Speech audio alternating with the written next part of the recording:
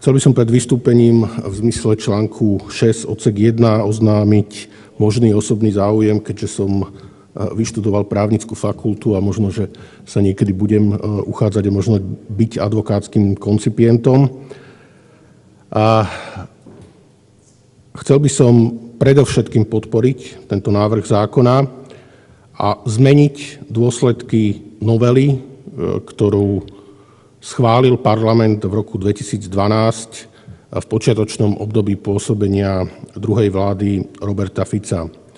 Touto novelou bola predĺžená koncipientská prax advokátskych koncipientov z 3 na 5 rokov a boli realizované ďalšie zmeny v zákone o advokácii, ktoré sledovali spoločný cieľ.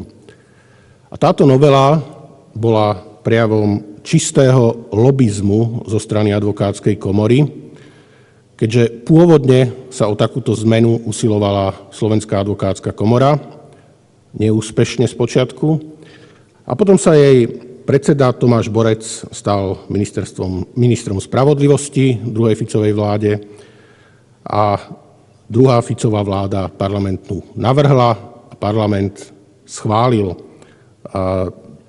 predĺženie praxe advokátskych koncipientov z 3 na 5 rokov. V stredovekých mestách sa remeselníci povinne združovali v cechoch. Cechy určovali, koľko môže byť v meste príslušných remeselníkov, regulovali vykonávanie príslušného remesla. V moderných spoločnostiach nahradili úlohu stredovekých cechov komory zriadené zo zákona, komory, ktoré majú povinné členstvo. Tie totiž tiež bránia tomu, aby príslušné povolanie mohol vykonávať niekto mimo komory. Rovnako ako v stredovekom meste nebolo možné vykonávať to, ktoré remeslo mimo príslušného cechu. V stredoveku nepochybne mali cechy svoj význam. Nespochybňujem, že isté opodstatnenie môžu mať aj komory.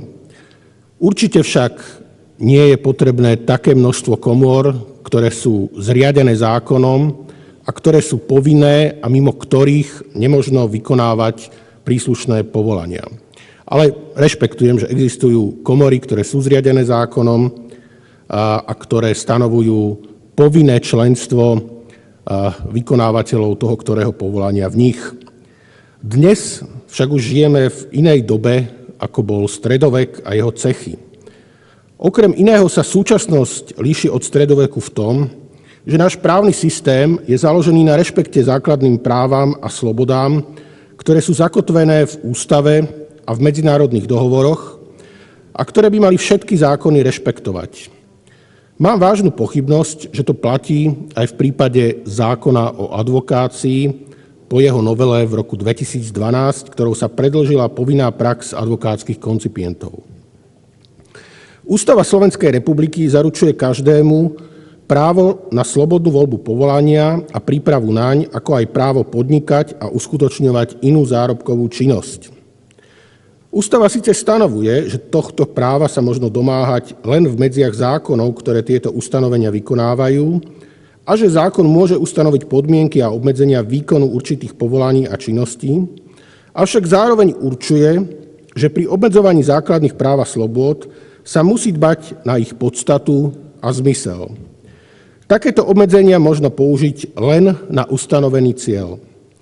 Predĺžovanie praxe advokátskeho koncipienta a niektoré ďalšie ustanovenia obsiahnuté v novele zákona o advokácii z roku 2012 zasiahli do ústavou garantovaného práva na slobodnú voľbu povolania tým, že bez primeraných dôvodov sťažili prístup k advokátskemu povolaniu.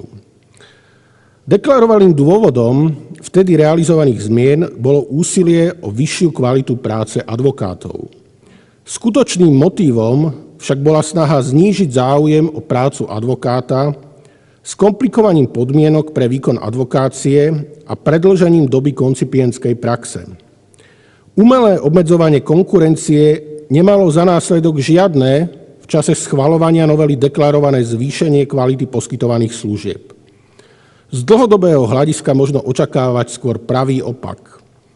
Menej konkurencie totiž skoro vždy znamená vyššie ceny a horšiu kvalitu služieb. Preto predĺženie doby praxe advokátskych koncipientov nebolo v rozpore iba so záujmami tých právnikov, ktorí uvažovali o tom, že by sa stali advokátmi, ale bolo a je aj v rozpore so záujmami občanov, ktorým sú právne služby poskytované. Preto návrh na skrátenie doby povinnej praxe advokátskeho koncipienta jednoznačne podporujem a odporúčam aj vám, aby ste ho podporili. Ďakujem.